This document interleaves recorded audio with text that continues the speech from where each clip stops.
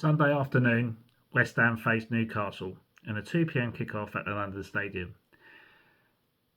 What are my general feelings and thoughts on it? I'm a bit concerned.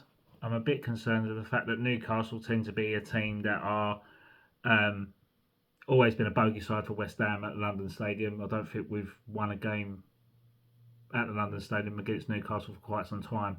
Um, However, I'm trying to see some positives here. Let's set the scene really. I mean, Nuno Espirito Santo is under serious pressure being a new coach, and he's yet to register a win this season. And we've conceded the most goals this season, even though he's improved the amount of goals we've conceded in a game. We've conceded 20 goals this year, which is the Premier League's worst so far, and we've scored 7. So we've got a minus 13 goal difference this season, which is the worst in the Premier League. Newcastle, on the other hand, despite spending almost £70 million on Nick Woltemade, they've only scored 9 goals this year. And it does beg the question as to whether they're actually going to be in a position to threaten West Ham by basically playing the game the way that they are. West Ham on average concede around 2 goals a game.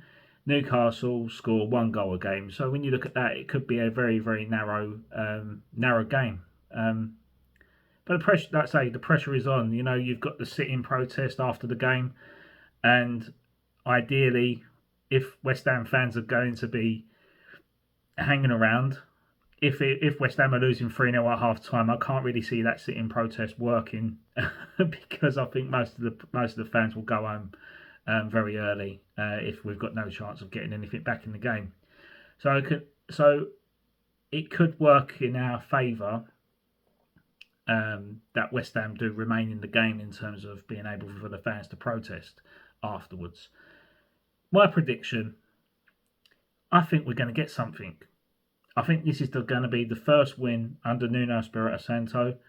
I think it's long overdue, and I'm predicting that Callum Wilson will be the saving grace. On my previous videos, you can tell that I'm not his biggest fan. I wasn't on board of him joining the club, considering the connections with the agency. But I think he's our only hope.